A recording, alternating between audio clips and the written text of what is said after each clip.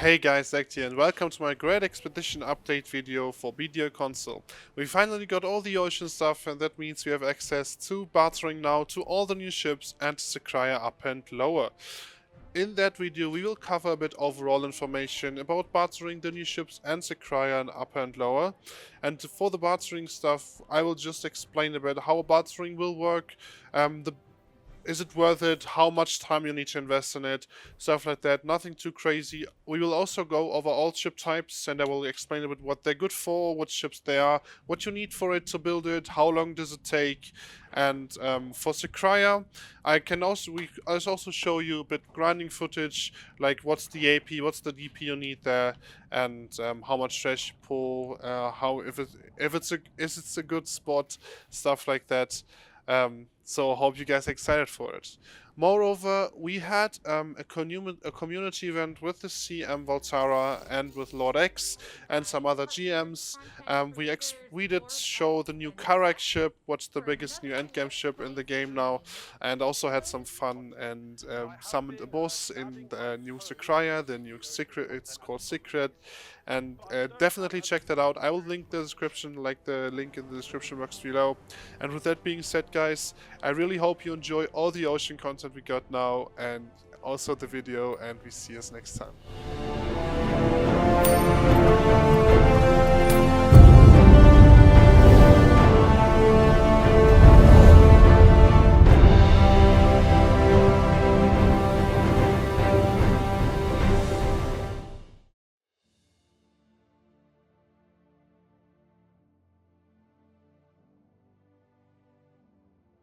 Hey guys, and welcome to the bartering part. Here I will shortly explain what bartering is, how much time you need to invest for so it's worth for you, and some other overall information. First off, you can find barter in the live stream here menu. You go onto barter, then you have those weird things here. When you have never done bartering, look for one there where you have to exchange a basic material, like let's say rough blue crystal, say, to a level 1 good. So you get those to rough crystals or anything else that's completely random. It's something from the central market, or that's something that you can your workers can gather, stuff like that. You trade this to a tier 1 good, and from there you go to your world map, and there you can see on the islands where you can trade that good. Once you got those, also this amount here, this number 1 to from 6, shows you how often you can trade this item. So on this like 600 blue crystals you could trade for 1 level, like for 6 level 1 tier 1 goods. The level 1 good you can exchange for tier 2 again, for tier 3 and 4 and 5. The tier 5 goods you can sell them for money. This is where your money later will come from. They are 5 mil each, so when you have, for example, something with the island here, this is 20 million every tier 4 to tier 5, and you can multiply the amount where you can trade this times 5, and this is the amount of like million you can get off it. This would be 20 million island here, and so on. So this is the basic system around it. Of course there are way much more things in detail, but we will not go in this in detail. There should be no guide. As a recommendation, you can start in Velia or Feria, but I recommend storing stuff in Elia Island just because it's like, it's on the ocean already, and it's also really cheap to extend your storage here if you want to save some contribution points. Moreover, the ship you can get for bartering is like the Bartali. The Bartali ship you can get from the main quest line, or you also get from the main quest line skilled 1. Sailing what is really important because you need it to get the breezy sail skill. The breezy sail skill will make your ship go zoom instead of being slow. My ship at the moment is a bit overloaded, so yeah, it will still a bit slower at the moment, so I can't use the skill. But yeah guys, overall that's all information. You also need the bartering goods for your ship materials. So at the start, I would definitely recommend getting everything you can get. So trade everything and store it. If you have too much, you need those materials later on for ship upgrade stuff if you want to upgrade your ship. And now to the question, if it's worth. At the start, I would definitely say no. It will take you 2 to 3 weeks every day of constant bartering until your barter level is high enough to really make money out of it. The time investment you have to do at the beginning is very high and you will get a little out of it, but once you are at the top, you can get like 6 to 800 mil in 2 hours roughly, depending of course on your ship, on like a variety of things. But it's definitely possible to do that amount of money in like not that much time. When we have the Carrack later on, it will even go even faster. You have more weight, you have more speed, and stuff like that. So huge time investment at the beginning. However, it's definitely worth it in my opinion, because it's a life skill that you can do semi-AFK. So whenever you, I don't know, study, do Netflix, also home office these days and stuff like that, you can do bartering because you basically just have to click a few buttons every, I don't know, like 10 minutes when you autopath. It's a life skill that's really, really cool for semi-AFK people that want to do something else when they play BDO. And with that being said, I hope I could help you with that. This was just some basic information, and we will go to the ship part now, and I would say I see you there.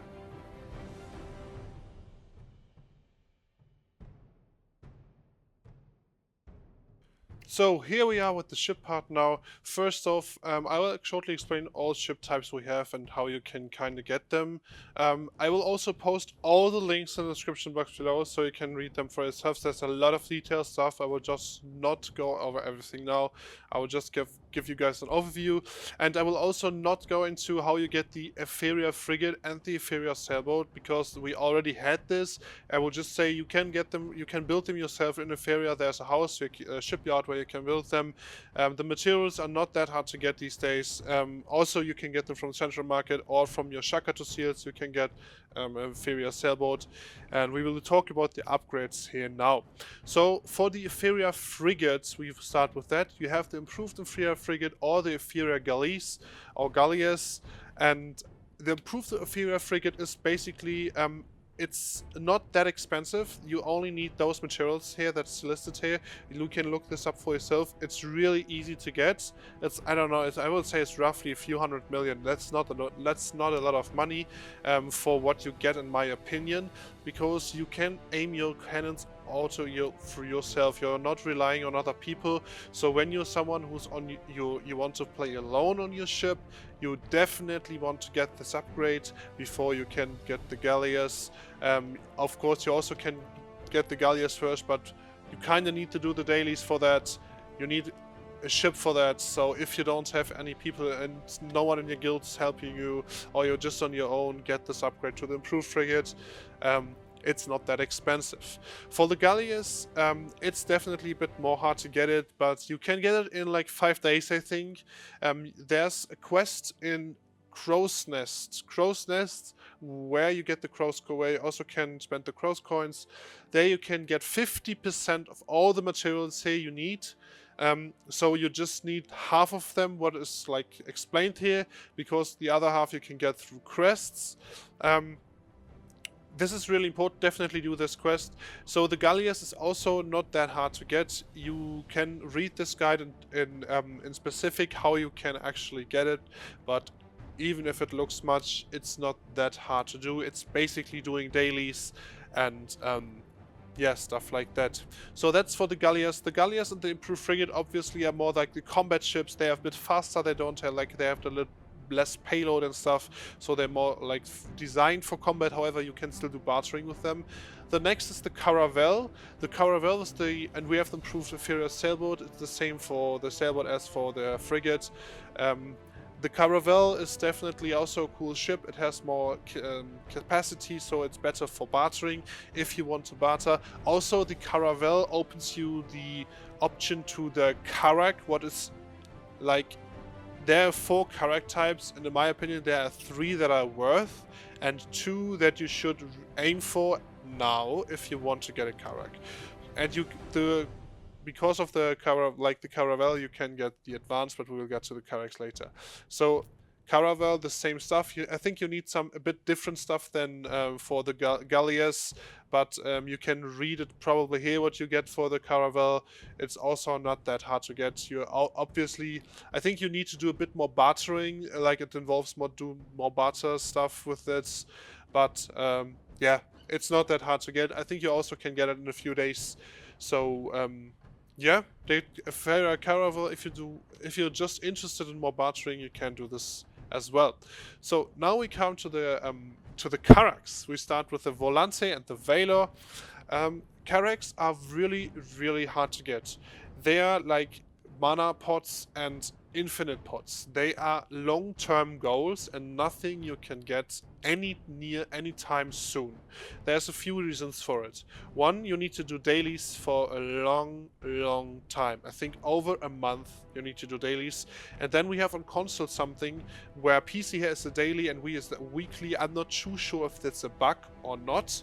I just heard it from many people now. So it seems like we can get a Carrack not any near time soon, so you definitely need to invest more time in it. And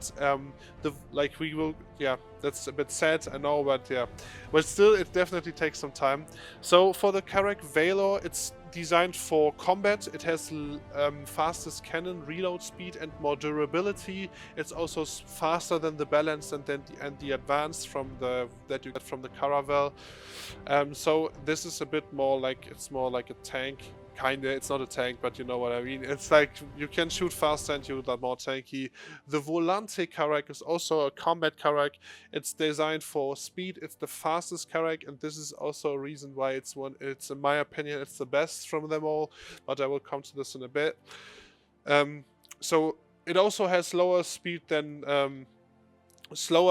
cannons reload faster than from the other two, but it's slower than from the Valor, but the Carrack has 5% more speed, and I know it's just 5%, but this 5% is a lot, believe me. So we will go to the, oh yeah, but what you need for it. You can see you need a lot of stuff for it, and yeah, you get this through dailies and stuff, and also the gear, you need the upgraded Galleass gear for it. This will take a long time to make, so this is definitely not easy to get. You also can make this in Inferior. There's a house where you can make this. You'll need to do a lot of dailies and stuff for that as well. For the next one, we have the Advance and the Balance. The Balance, in my opinion, is it's really bad. Don't get the Balance. It's like it's not a master of none, but it's like not good in any criteria. It's just okay, like everywhere, but not good. So I would not get this. The Advanced is definitely the way to go from the Caravel. I think it's the fastest character to get. So from the materials you need, from your dailies and stuff, when you go for the Advanced, you will have your Carrack probably the first. So when you want to have a Carrack and you want to do barter, AFK or semi-AFK, and you want to have your Carrack fast, this is the Carrack you want to go for. The Advanced, I will also post a link in the description box so you can see what you need for that. Advanced, really good Carrack, and yeah. So for me, I will go for the Valor, not for the Valor, for the Volante. Sorry, for the Volante. The Volante takes the longest to make, so when someone with the Advance takes like 1 month, I think I need like 2 weeks more for the Volante, just because of the materials.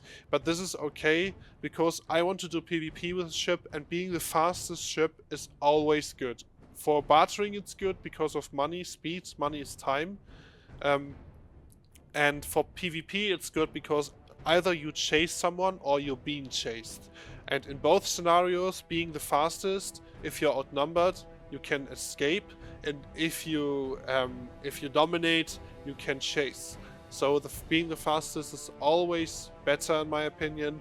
So I will go for the Volante just because I want to do PvP more with this ship. Also, I also want to do bartering, but the Volante is absolutely fine for bartering. A lot of people even say it's the best for bartering, but like when you want to min-max at the end, you go for this like 5% more speed just to get this like 800, 600 mil per day, like half an hour faster or like 10 minutes faster. So for min-maxing, people say that's the best ship to go. However, the Valor is also really good. If you want to go for the Valor, it also takes less time than the Volante. So go for the Valor is also really cool when you do like only PvP. You can also go for the Valor if you want. But other than that, if you go from the sailor boat with the Caravel, I would definitely recommend Carrack Advance. Go for that. Research how you get it, and then go for that ship. For the PvP one, you can go for both, but I would go with the Volante. And yeah, guys, with that being said, this was all about the ships and what they do and what they can and what you need for it. And we will jump to the Sycraia. See you there.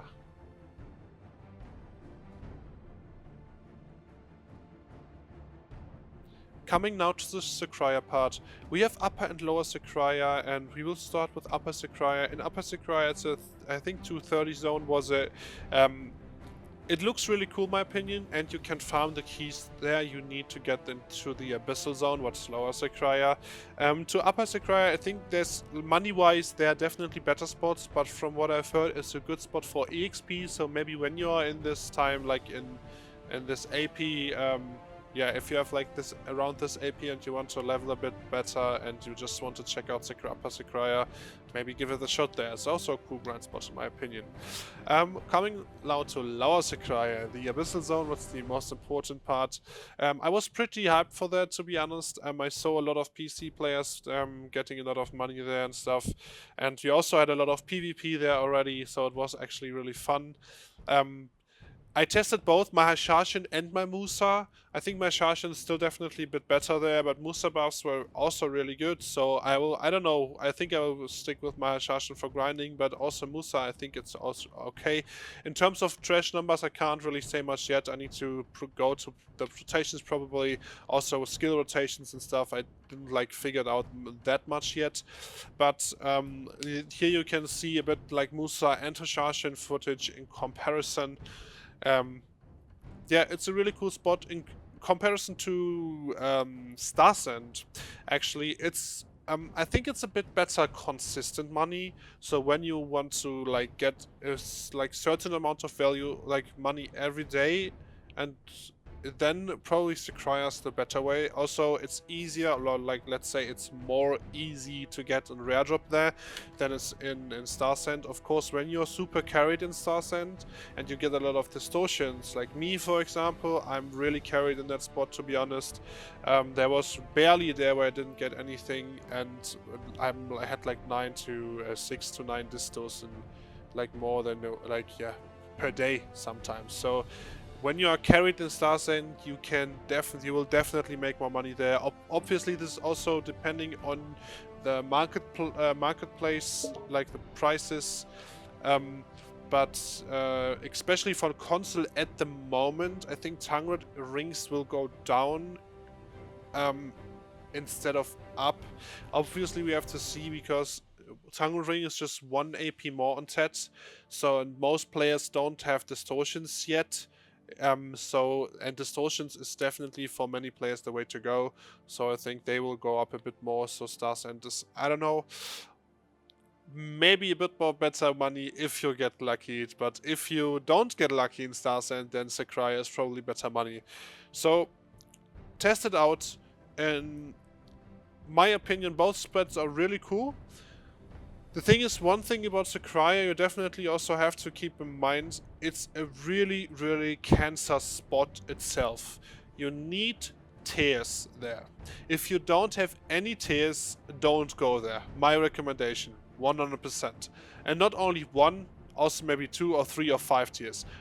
Even if you're not in the guild where you can't, like where you're not PvPing a lot, let's say you're just in a PvE guild and you don't have many war enemies, the mobs hit really, really hard. Like when you go AFK or you get a call or something, and you die there a lot actually at the start. After a while you probably get used to it, but at the start definitely don't go there without tears. it's really cancer to go back in there. Also, the keys you drop there in Upper Sycraia, it's not like Kratuga where you also drop the keys in Lower Sycraia. You don't drop there anything to get back into that spot.